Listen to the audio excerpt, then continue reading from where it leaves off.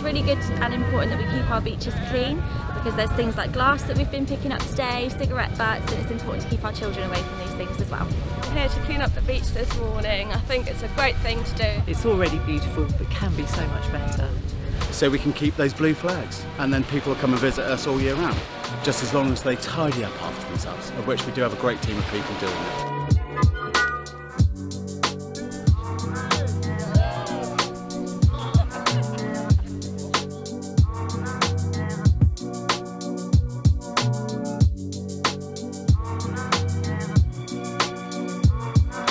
We're actually having fun picking up litter off the beach. So this beach it's the best part of the country, I believe. beautiful beach needs to be kept clean. They're doing a great job here.